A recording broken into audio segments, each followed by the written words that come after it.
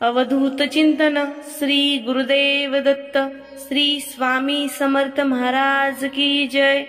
नमस्कार प्रेम स्वामी भक्तांनो, आज कोणतंही व्रत नाही, कोणतीही पूजा नाही किंवा कोणताही विधी नाही, फक्त एक मंत्र आहे जो ऐकल्यानंतर तुमच्या इच्छा पूर्ण होऊ लागतात। हा मंत्र ऐकल्यानंतर तुमचं नशीब तुमच्या समोर हात जोडून उभा राहतं। हा मंत्र म्हणजे दत्तगुरूंचं वरदान आहे। यासाठी ना कोणता दिवा लागतो, ना कोणत्या मंदिरात जाण्याची गरज नाही। फक्त या मंत्राला श्रद्धेने 108 वेळा ऐकायचं आहे। आज हजारो भक्त हा मंत्र ऐकत आहेत आणि त्यांच्या आयुष्यात झपाट्याने यश, सुख आणि समृद्धी येत आहे। कारण हा मंत्र म्हणजे नशिबाचं कुलूप उघडणारी किल्ली आहे। भक्तांनो, तुम्हाला असं कधी वाटतं का की तुम्ही सर्व काही करता परंतु तुमच्या हातून काही घडत नाही? कोणतेही चांगले काम करताना मध्येच काहीतरी अडथळा निर्माण होतो। नोकरी आहे पण पैसे पुरत नाहीत, व्यवसाय आहे पण त्यात प्रगती होत नाही, आपल्याकडून यशाची वाट हरवत चालली आहे। तर हे असं का होतं?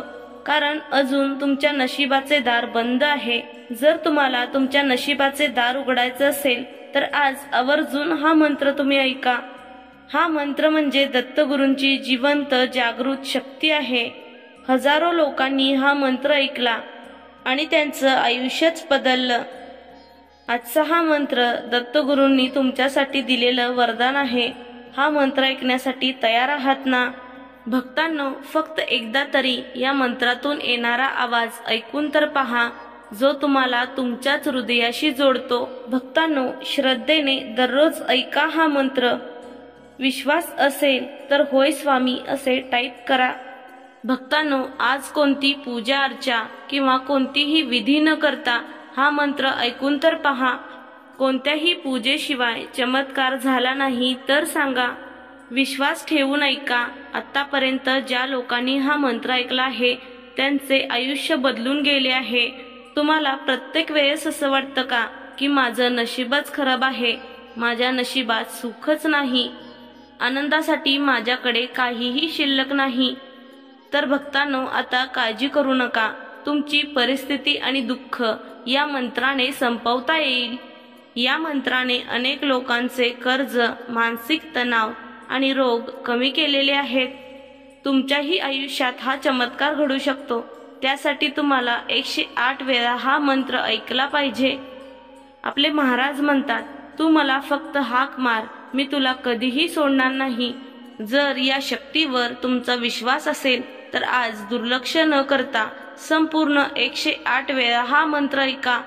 जर तुम्हाला भविष्यातही असे स्वामींचे शक्तिशाली मंत्र ऐकायचे असतील तर आत्ताच आपल्या चॅनलला सबस्क्राईब करा। भक्तांनो, आजचा हा मंत्र पुढील प्रमाणे आहे।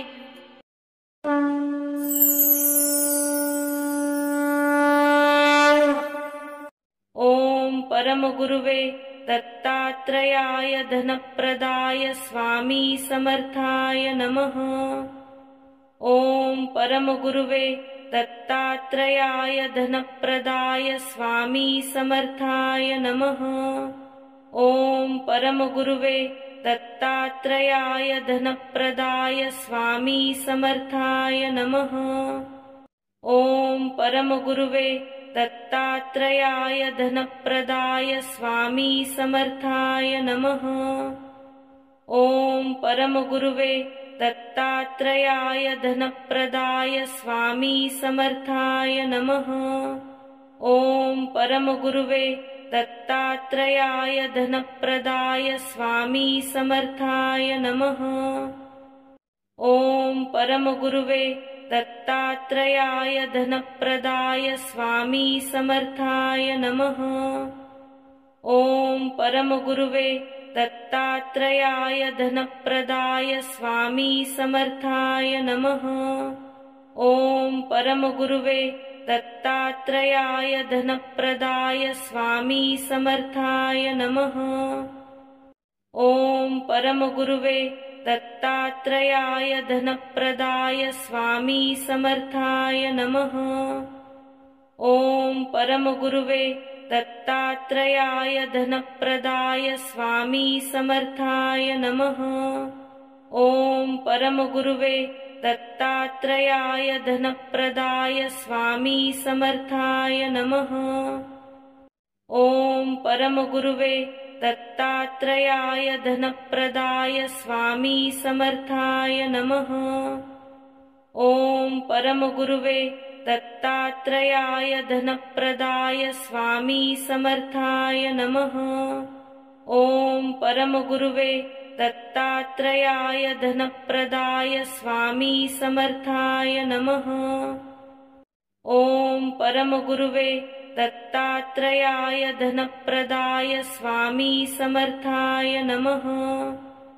ॐ परमगुरुवे दत्तात्रेयाय धनप्रदाय स्वामी समर्थाय नमः। ॐ परमगुरुवे दत्तात्रेयाय धनप्रदाय स्वामी समर्थाय नमः। ॐ परमगुरुवे दत्तात्रेयाय धनप्रदाय स्वामी समर्थाय नमः।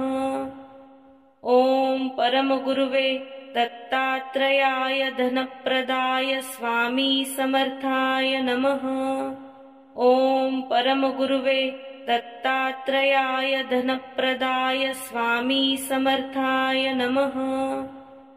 ॐ परमगुरुवे दत्तात्रेयाय धनप्रदाय स्वामी समर्थाय नमः। ॐ परमगुरुवे दत्तात्रेयाय धनप्रदाय स्वामी समर्थाय नमः। ॐ परमगुरुवे दत्तात्रेयाय धनप्रदाय स्वामी समर्थाय नमः। ॐ परमगुरुवे दत्तात्रेयाय धनप्रदाय स्वामी समर्थाय नमः। ॐ परमगुरुवे दत्तात्रेयाय धनप्रदाय स्वामी समर्थाय नमः।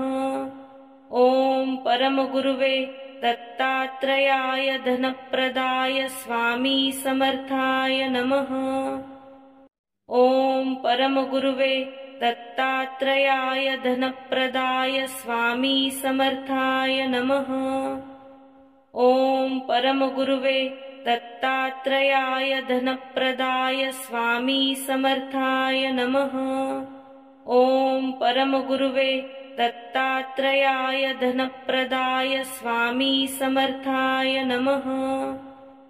ॐ परमगुरुवे दत्तात्रेयाय धनप्रदाय स्वामी समर्थाय नमः। ॐ परमगुरुवे दत्तात्रेयाय धनप्रदाय स्वामी समर्थाय नमः। ॐ परमगुरुवे दत्तात्रेयाय धनप्रदाय स्वामी समर्थाय नमः। ॐ परमगुरुवे दत्तात्रेयाय धनप्रदाय स्वामी समर्थाय नमः। ॐ परमगुरुवे दत्तात्रेयाय धनप्रदाय स्वामी समर्थाय नमः। ॐ परमगुरुवे दत्तात्रेयाय धनप्रदाय स्वामी समर्थाय नमः। ॐ परमगुरुवे दत्तात्रेयाय धनप्रदाय स्वामी समर्थाय नमः। ॐ परमगुरुवे दत्तात्रेयाय धनप्रदाय स्वामी समर्थाय नमः। ॐ परमगुरुवे दत्तात्रेयाय धनप्रदाय स्वामी समर्थाय नमः। ॐ परमगुरुवे दत्तात्रेयाय धनप्रदाय स्वामी समर्थाय नमः। ॐ परमगुरुवे दत्तात्रेयाय धनप्रदाय स्वामी समर्थाय नमः। ॐ परमगुरुवे दत्तात्रेयाय धनप्रदाय स्वामी समर्थाय नमः। ॐ परमगुरुवे दत्तात्रेयाय धनप्रदाय स्वामी समर्थाय नमः। ॐ परमगुरुवे दत्तात्रेयाय धनप्रदाय स्वामी समर्थाय नमः। ॐ परमगुरुवे दत्तात्रेयाय धनप्रदाय स्वामी समर्थाय नमः। ॐ परमगुरुवे दत्तात्रेयाय धनप्रदाय स्वामी समर्थाय नमः। ॐ परमगुरुवे दत्तात्रेयाय धनप्रदाय स्वामी समर्थाय नमः। ॐ परमगुरुवे दत्तात्रेयाय धनप्रदाय स्वामी समर्थाय नमः। ॐ परमगुरुवे दत्तात्रेयाय धनप्रदाय स्वामी समर्थाय नमः। ॐ परमगुरुवे दत्तात्रेयाय धनप्रदाय स्वामी समर्थाय नमः। ॐ परमगुरुवे दत्तात्रेयाय धनप्रदाय स्वामी समर्थाय नमः। ॐ परमगुरुवे दत्तात्रेयाय धनप्रदाय स्वामी समर्थाय नमः। ॐ परमगुरुवे दत्तात्रेयाय धनप्रदाय स्वामी समर्थाय नमः। ॐ परमगुरुवे दत्तात्रेयाय धनप्रदाय स्वामी समर्थाय नमः। ॐ परमगुरुवे दत्तात्रेयाय धनप्रदाय स्वामी समर्थाय नमः। ॐ परमगुरुवे दत्तात्रेयाय धनप्रदाय स्वामी समर्थाय नमः। ॐ परमगुरुवे दत्तात्रेयाय धनप्रदाय स्वामी समर्थाय नमः। ॐ परमगुरुवे दत्तात्रेयाय धनप्रदाय स्वामी समर्थाय नमः। ॐ परमगुरुवे दत्तात्रेयाय धनप्रदाय स्वामी समर्थाय नमः। ॐ परमगुरुवे दत्तात्रेयाय धनप्रदाय स्वामी समर्थाय नमः। ॐ परमगुरुवे दत्तात्रेयाय धनप्रदाय स्वामी समर्थाय नमः। ॐ परमगुरुवे दत्तात्रेयाय धनप्रदाय स्वामी समर्थाय नमः। ॐ परमगुरुवे दत्तात्रेयाय धनप्रदाय स्वामी समर्थाय नमः। ॐ परमगुरुवे दत्तात्रेयाय धनप्रदाय स्वामी समर्थाय नमः। ॐ परमगुरुवे दत्तात्रेयाय धनप्रदाय स्वामी समर्थाय नमः। ॐ परमगुरुवे दत्तात्रेयाय धनप्रदाय स्वामी समर्थाय नमः। ॐ परमगुरुवे दत्तात्रेयाय धनप्रदाय स्वामी समर्थाय नमः। ॐ परमगुरुवे दत्तात्रेयाय धनप्रदाय स्वामी समर्थाय नमः। ॐ परमगुरुवे दत्तात्रेयाय धनप्रदाय स्वामी समर्थाय नमः। ॐ परमगुरुवे दत्तात्रेयाय धनप्रदाय स्वामी समर्थाय नमः। ॐ परमगुरुवे दत्तात्रेयाय धनप्रदाय स्वामी समर्थाय नमः। ॐ परमगुरुवे दत्तात्रेयाय धनप्रदाय स्वामी समर्थाय नमः। ॐ परमगुरुवे दत्तात्रेयाय धनप्रदाय स्वामी समर्थाय नमः। ॐ परमगुरुवे दत्तात्रेयाय धनप्रदाय स्वामी समर्थाय नमः। ॐ परमगुरुवे दत्तात्रेयाय धनप्रदाय स्वामी समर्थाय नमः।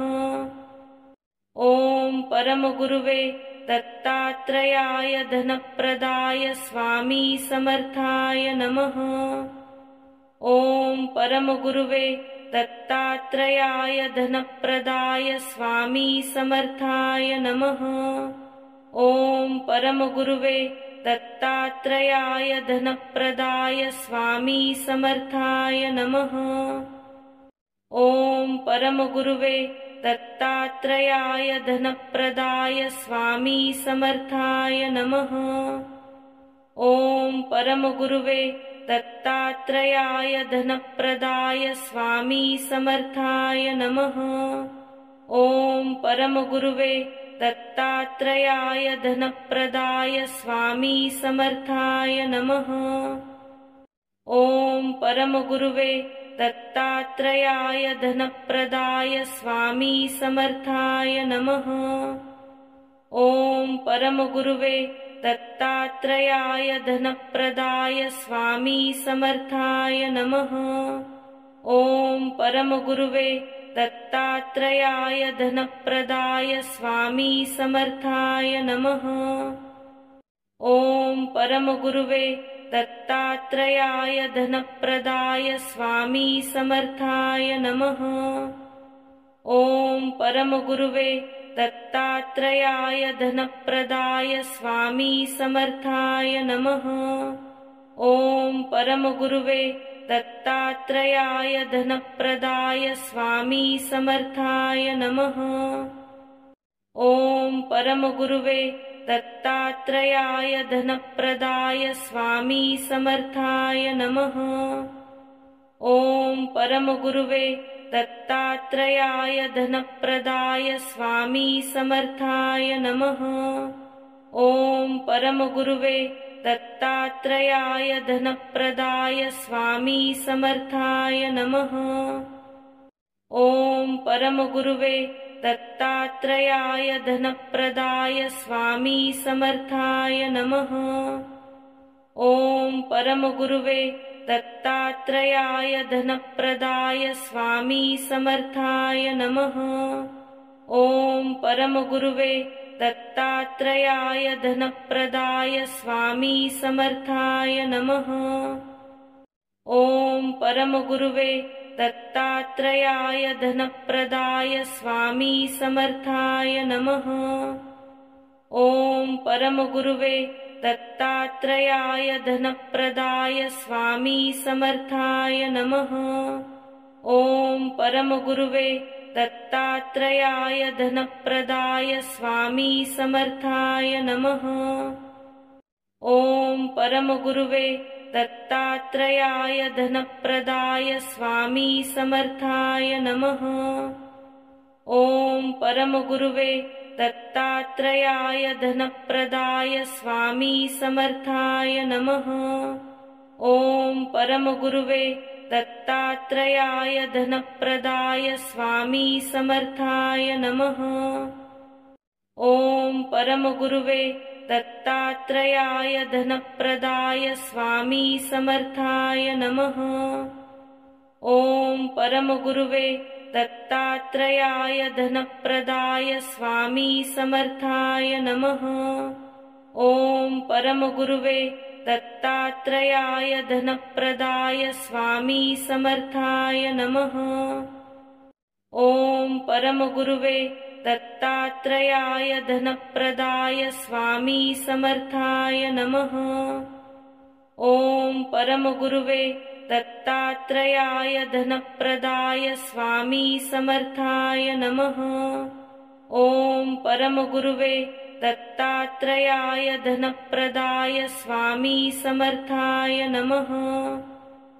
ॐ परमगुरुवे दत्तात्रेयाय धनप्रदाय स्वामी समर्थाय नमः। ॐ परमगुरुवे दत्तात्रेयाय धनप्रदाय स्वामी समर्थाय नमः। ॐ परमगुरुवे दत्तात्रेयाय धनप्रदाय स्वामी समर्थाय नमः। ॐ परमगुरुवे दत्तात्रेयाय धनप्रदाय स्वामी समर्थाय नमः।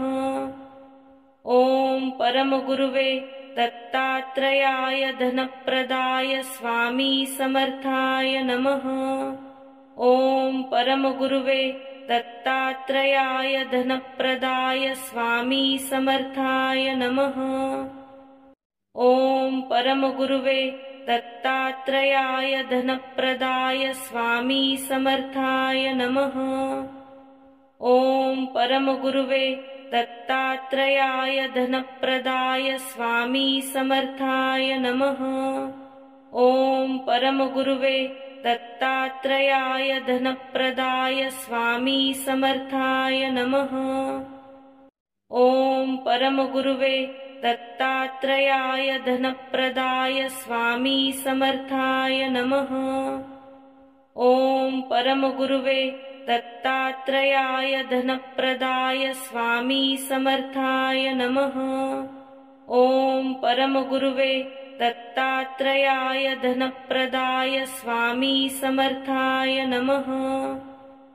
ॐ परमगुरुवे दत्तात्रेयाय धनप्रदाय स्वामी समर्थाय नमः। ॐ परमगुरुवे दत्तात्रेयाय धनप्रदाय स्वामी समर्थाय नमः।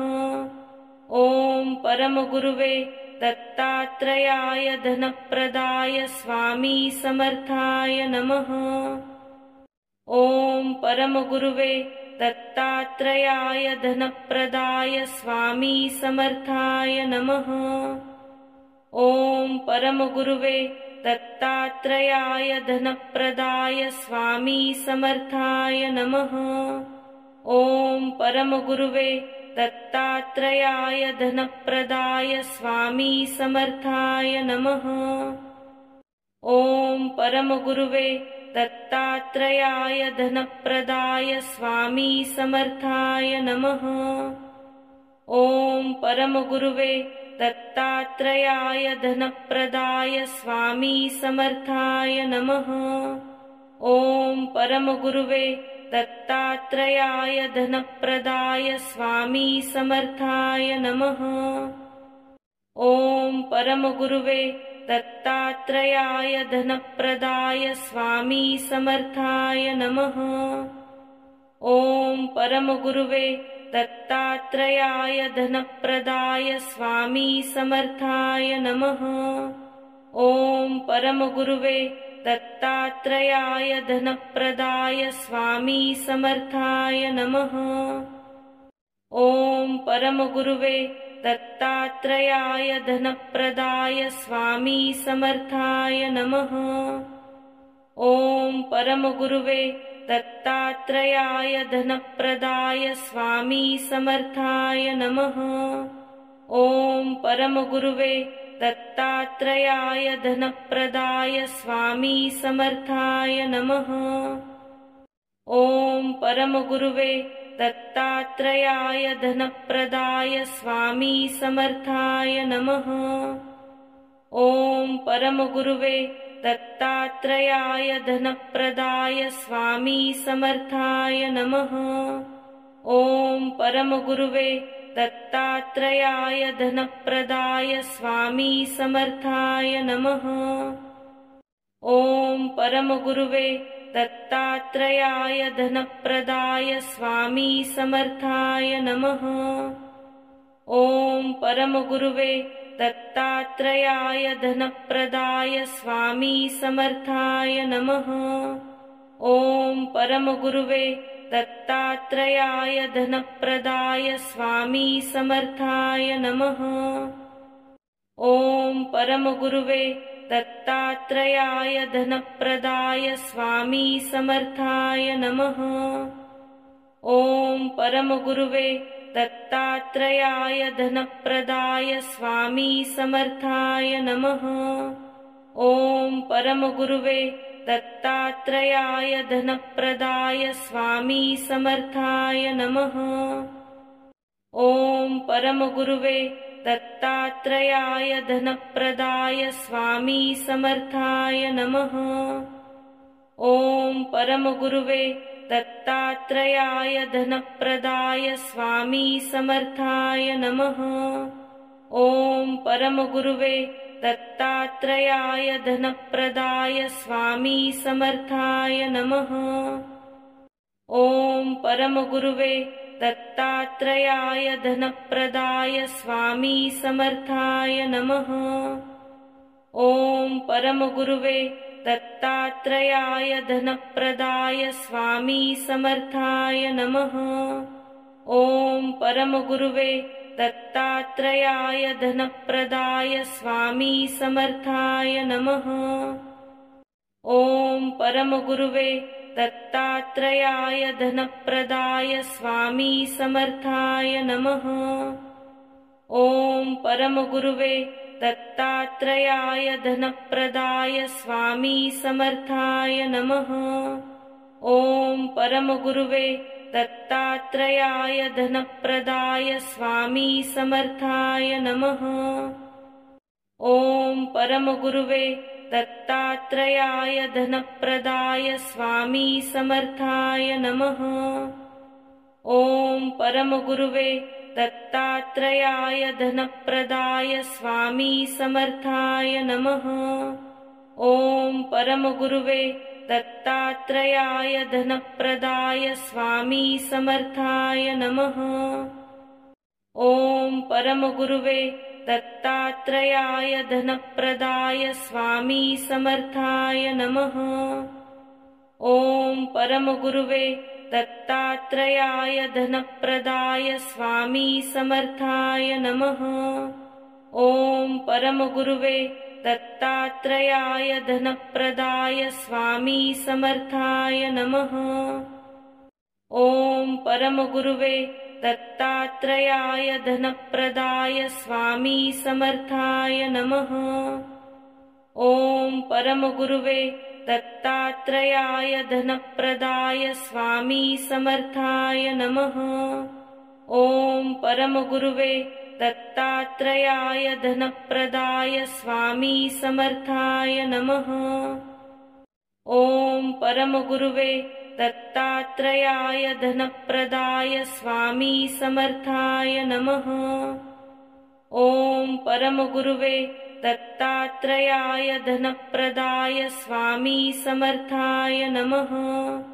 ॐ परमगुरुवे दत्तात्रेयाय धनप्रदाय स्वामी समर्थाय नमः।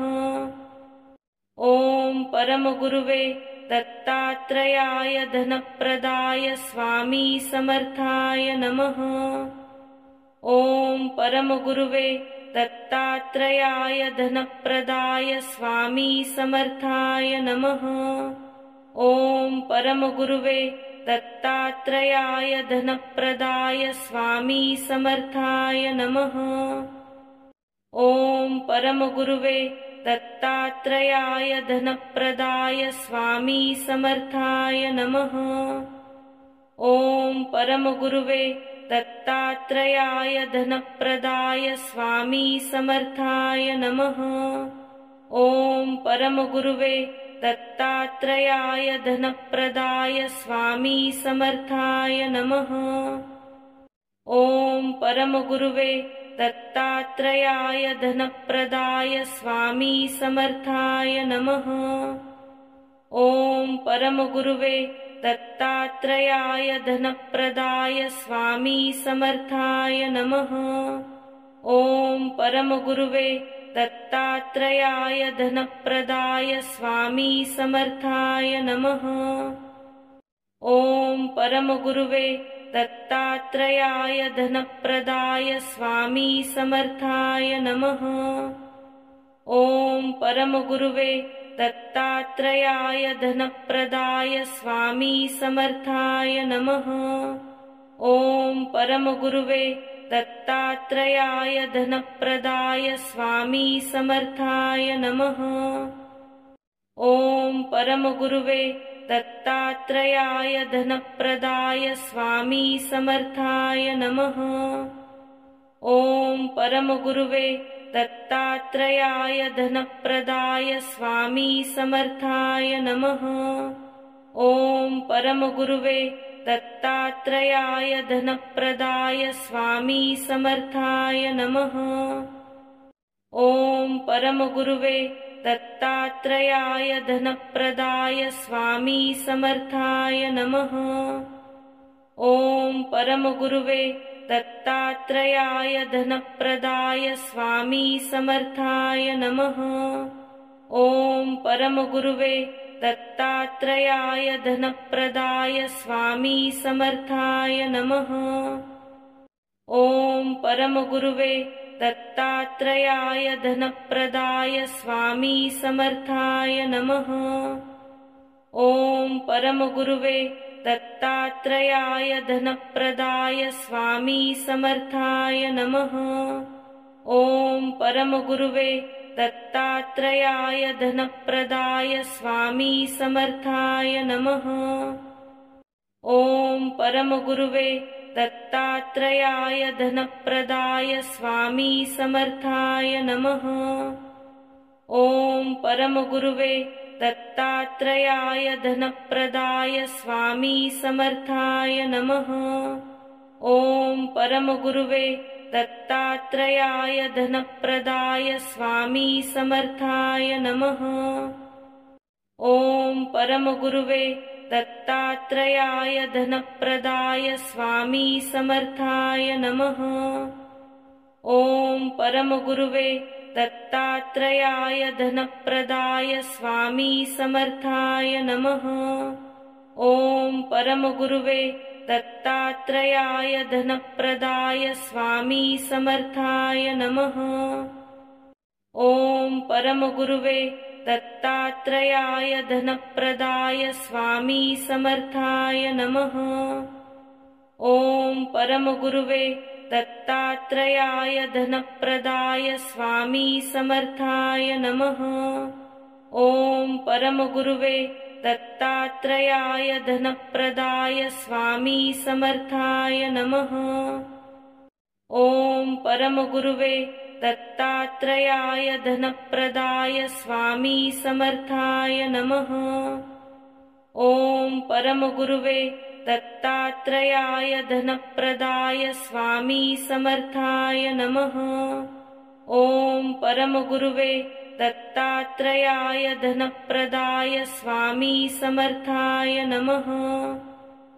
ॐ परमगुरुवे दत्तात्रेयाय धनप्रदाय स्वामी समर्थाय नमः। ॐ परमगुरुवे दत्तात्रेयाय धनप्रदाय स्वामी समर्थाय नमः। ॐ परमगुरुवे दत्तात्रेयाय धनप्रदाय स्वामी समर्थाय नमः। ॐ परमगुरुवे दत्तात्रेयाय धनप्रदाय स्वामी समर्थाय नमः। ॐ परमगुरुवे दत्तात्रेयाय धनप्रदाय स्वामी समर्थाय नमः। ॐ परमगुरुवे दत्तात्रेयाय धनप्रदाय स्वामी समर्थाय नमः। ॐ परमगुरुवे दत्तात्रेयाय धनप्रदाय स्वामी समर्थाय नमः। ॐ परमगुरुवे दत्तात्रेयाय धनप्रदाय स्वामी समर्थाय नमः। ॐ परमगुरुवे दत्तात्रेयाय धनप्रदाय स्वामी समर्थाय नमः। ॐ परमगुरुवे दत्तात्रेयाय धनप्रदाय स्वामी समर्थाय नमः। ॐ परमगुरुवे दत्तात्रेयाय धनप्रदाय स्वामी समर्थाय नमः। ॐ परमगुरुवे दत्तात्रेयाय धनप्रदाय स्वामी समर्थाय नमः। ॐ परमगुरुवे दत्तात्रेयाय धनप्रदाय स्वामी समर्थाय नमः। ॐ परमगुरुवे दत्तात्रेयाय धनप्रदाय स्वामी समर्थाय नमः। ॐ परमगुरुवे दत्तात्रेयाय धनप्रदाय स्वामी समर्थाय नमः। ॐ परमगुरुवे दत्तात्रेयाय धनप्रदाय स्वामी समर्थाय नमः। ॐ परमगुरुवे दत्तात्रेयाय धनप्रदाय स्वामी समर्थाय नमः। ॐ परमगुरुवे दत्तात्रेयाय धनप्रदाय स्वामी समर्थाय नमः। ॐ परमगुरुवे दत्तात्रेयाय धनप्रदाय स्वामी समर्थाय नमः। ॐ परमगुरुवे दत्तात्रेयाय धनप्रदाय स्वामी समर्थाय नमः। ॐ परमगुरुवे दत्तात्रेयाय धनप्रदाय स्वामी समर्थाय नमः। ॐ परमगुरुवे दत्तात्रेयाय धनप्रदाय स्वामी समर्थाय नमः। ॐ परमगुरुवे दत्तात्रेयाय धनप्रदाय स्वामी समर्थाय नमः। ॐ परमगुरुवे दत्तात्रेयाय धनप्रदाय स्वामी समर्थाय नमः। ॐ परमगुरुवे दत्तात्रेयाय धनप्रदाय स्वामी समर्थाय नमः। ॐ परमगुरुवे दत्तात्रेयाय धनप्रदाय स्वामी समर्थाय नमः। ॐ परमगुरुवे दत्तात्रेयाय धनप्रदाय स्वामी समर्थाय नमः। ॐ परमगुरुवे दत्तात्रेयाय धनप्रदाय स्वामी समर्थाय नमः। ॐ परमगुरुवे दत्तात्रेयाय धनप्रदाय स्वामी समर्थाय नमः। ॐ परमगुरुवे दत्तात्रेयाय धनप्रदाय स्वामी समर्थाय नमः। ॐ परमगुरुवे दत्तात्रेयाय धनप्रदाय स्वामी समर्थाय नमः। ॐ परमगुरुवे दत्तात्रेयाय धनप्रदाय स्वामी समर्थाय नमः। ॐ परमगुरुवे दत्तात्रेयाय धनप्रदाय स्वामी समर्थाय नमः। ॐ परमगुरुवे दत्तात्रेयाय धनप्रदाय स्वामी समर्थाय नमः। ॐ परमगुरुवे दत्तात्रेयाय धनप्रदाय स्वामी समर्थाय नमः। ॐ परमगुरुवे दत्तात्रेयाय धनप्रदाय स्वामी समर्थाय नमः। ॐ परमगुरुवे दत्तात्रेयाय धनप्रदाय स्वामी समर्थाय नमः। ॐ परमगुरुवे दत्तात्रेयाय धनप्रदाय स्वामी समर्थाय नमः। ॐ परमगुरुवे दत्तात्रेयाय धनप्रदाय स्वामी समर्थाय नमः। ॐ परमगुरुवे दत्तात्रेयाय धनप्रदाय स्वामी समर्थाय नमः। ॐ परमगुरुवे दत्तात्रेयाय धनप्रदाय स्वामी समर्थाय नमः। ॐ परमगुरुवे दत्तात्रेयाय धनप्रदाय स्वामी समर्थाय नमः। ॐ परमगुरुवे दत्तात्रेयाय धनप्रदाय स्वामी समर्थाय नमः। ॐ परमगुरुवे दत्तात्रेयाय धनप्रदाय स्वामी समर्थाय नमः। ॐ परमगुरुवे दत्तात्रेयाय धनप्रदाय स्वामी समर्थाय नमः। ॐ परमगुरुवे दत्तात्रेयाय धनप्रदाय स्वामी समर्थाय नमः। ॐ परमगुरुवे दत्तात्रेयाय धनप्रदाय स्वामी समर्थाय नमः। ॐ परमगुरुवे दत्तात्रेयाय धनप्रदाय स्वामी समर्थाय नमः। ॐ परमगुरुवे दत्तात्रेयाय धनप्रदाय स्वामी समर्थाय नमः। ॐ परमगुरुवे दत्तात्रेयाय धनप्रदाय स्वामी समर्थाय नमः। ॐ परमगुरुवे दत्तात्रेयाय धनप्रदाय स्वामी समर्थाय नमः। ॐ परमगुरुवे दत्तात्रेयाय धनप्रदाय स्वामी समर्थाय नमः। ॐ परमगुरुवे दत्तात्रेयाय धनप्रदाय स्वामी समर्थाय नमः। ॐ परमगुरुवे दत्तात्रेयाय धनप्रदाय स्वामी समर्थाय नमः। ॐ परमगुरुवे दत्तात्रेयाय धनप्रदाय स्वामी समर्थाय नमः। ॐ परमगुरुवे दत्तात्रेयाय धनप्रदाय स्वामी समर्थाय नमः। ॐ परमगुरुवे दत्तात्रेयाय धनप्रदाय स्वामी समर्थाय नमः। ॐ परमगुरुवे दत्तात्रेयाय धनप्रदाय स्वामी समर्थाय नमः। ॐ परमगुरुवे दत्तात्रेयाय धनप्रदाय स्वामी समर्थाय नमः। ॐ परमगुरुवे दत्तात्रेयाय धनप्रदाय स्वामी समर्थाय नमः।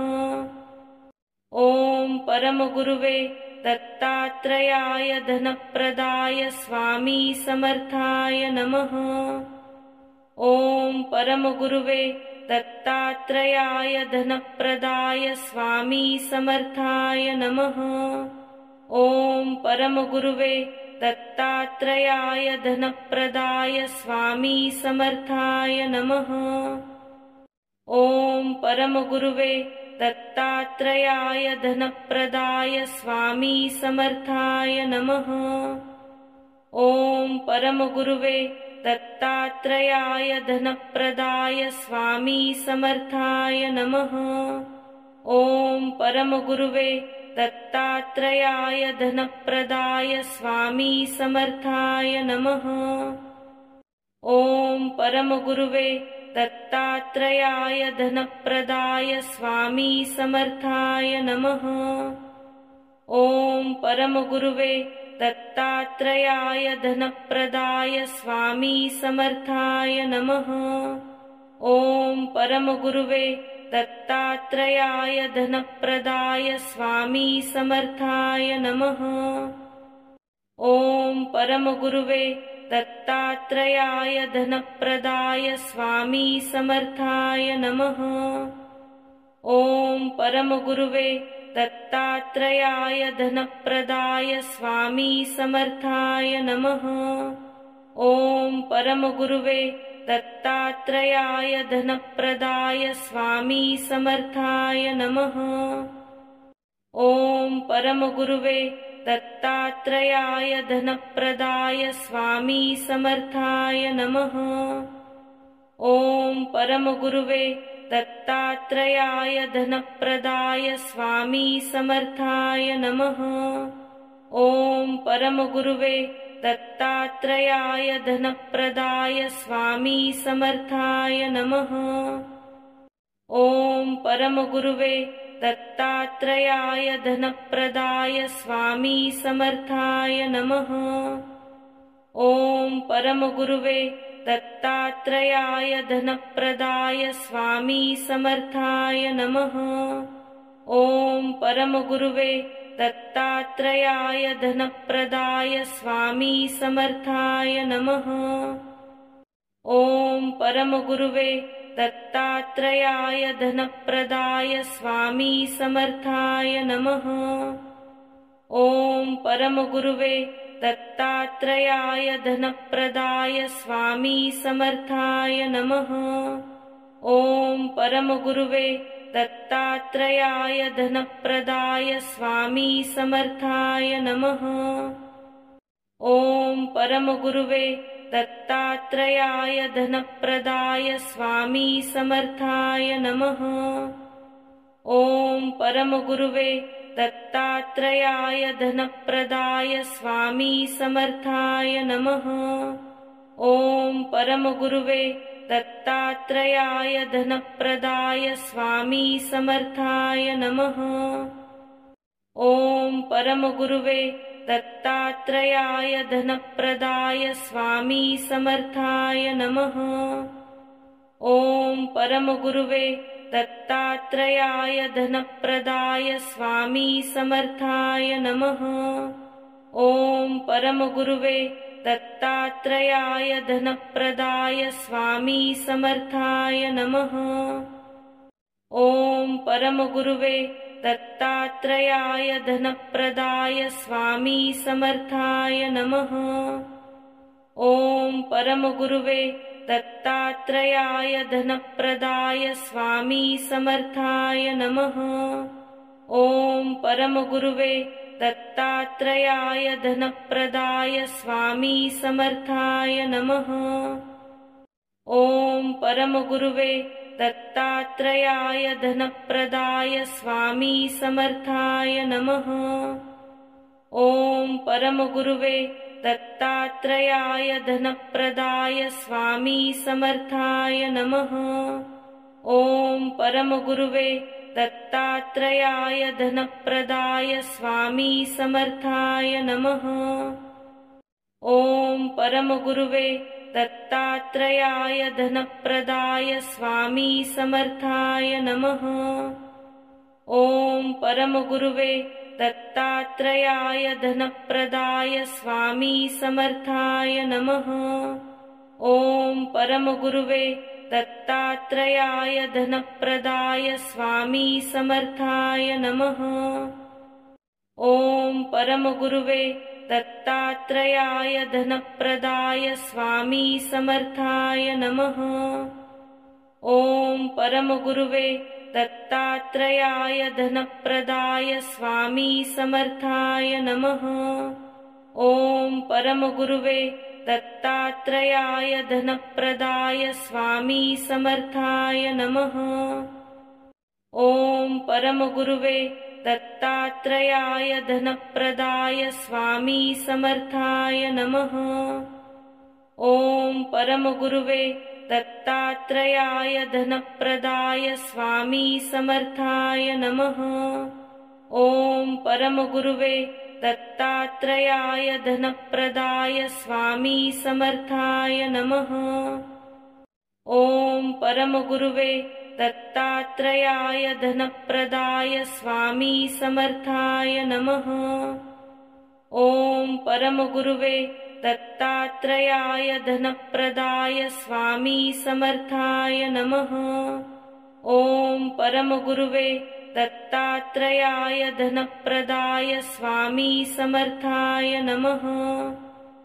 ॐ परमगुरुवे दत्तात्रेयाय धनप्रदाय स्वामी समर्थाय नमः।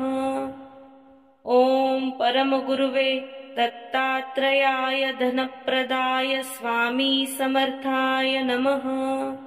ॐ परमगुरुवे दत्तात्रेयाय धनप्रदाय स्वामी समर्थाय नमः। ॐ परमगुरुवे दत्तात्रेयाय धनप्रदाय स्वामी समर्थाय नमः। ॐ परमगुरुवे दत्तात्रेयाय धनप्रदाय स्वामी समर्थाय नमः। ॐ परमगुरुवे दत्तात्रेयाय धनप्रदाय स्वामी समर्थाय नमः। ॐ परमगुरुवे दत्तात्रेयाय धनप्रदाय स्वामी समर्थाय नमः। ॐ परमगुरुवे दत्तात्रेयाय धनप्रदाय स्वामी समर्थाय नमः। ॐ परमगुरुवे दत्तात्रेयाय धनप्रदाय स्वामी समर्थाय नमः। ॐ परमगुरुवे दत्तात्रेयाय धनप्रदाय स्वामी समर्थाय नमः। ॐ परमगुरुवे दत्तात्रेयाय धनप्रदाय स्वामी समर्थाय नमः।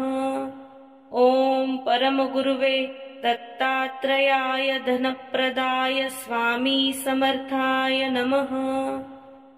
ॐ परमगुरुवे दत्तात्रेयाय धनप्रदाय स्वामी समर्थाय नमः। ॐ परमगुरुवे दत्तात्रेयाय धनप्रदाय स्वामी समर्थाय नमः। ॐ परमगुरुवे दत्तात्रेयाय धनप्रदाय स्वामी समर्थाय नमः।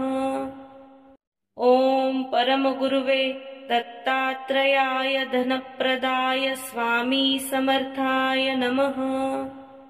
ॐ परमगुरुवे दत्तात्रेयाय धनप्रदाय स्वामी समर्थाय नमः। ॐ परमगुरुवे दत्तात्रेयाय धनप्रदाय स्वामी समर्थाय नमः। ॐ परमगुरुवे दत्तात्रेयाय धनप्रदाय स्वामी समर्थाय नमः। ॐ परमगुरुवे दत्तात्रेयाय धनप्रदाय स्वामी समर्थाय नमः। ॐ परमगुरुवे दत्तात्रेयाय धनप्रदाय स्वामी समर्थाय नमः। ॐ परमगुरुवे दत्तात्रेयाय धनप्रदाय स्वामी समर्थाय नमः। ॐ परमगुरुवे दत्तात्रेयाय धनप्रदाय स्वामी समर्थाय नमः। ॐ परमगुरुवे दत्तात्रेयाय धनप्रदाय स्वामी समर्थाय नमः। ॐ परमगुरुवे दत्तात्रेयाय धनप्रदाय स्वामी समर्थाय नमः। ॐ परमगुरुवे दत्तात्रेयाय धनप्रदाय स्वामी समर्थाय नमः। ॐ परमगुरुवे दत्तात्रेयाय धनप्रदाय स्वामी समर्थाय नमः। ॐ परमगुरुवे दत्तात्रेयाय धनप्रदाय स्वामी समर्थाय नमः। ॐ परमगुरुवे दत्तात्रेयाय धनप्रदाय स्वामी समर्थाय नमः। ॐ परमगुरुवे दत्तात्रेयाय धनप्रदाय स्वामी समर्थाय नमः। ॐ परमगुरुवे दत्तात्रेयाय धनप्रदाय स्वामी समर्थाय नमः। ॐ परमगुरुवे दत्तात्रेयाय धनप्रदाय स्वामी समर्थाय नमः। ॐ परमगुरुवे दत्तात्रेयाय धनप्रदाय स्वामी समर्थाय नमः। ॐ परमगुरुवे दत्तात्रेयाय धनप्रदाय स्वामी समर्थाय नमः। ॐ परमगुरुवे दत्तात्रेयाय धनप्रदाय स्वामी समर्थाय नमः। ॐ परमगुरुवे दत्तात्रेयाय धनप्रदाय स्वामी समर्थाय नमः।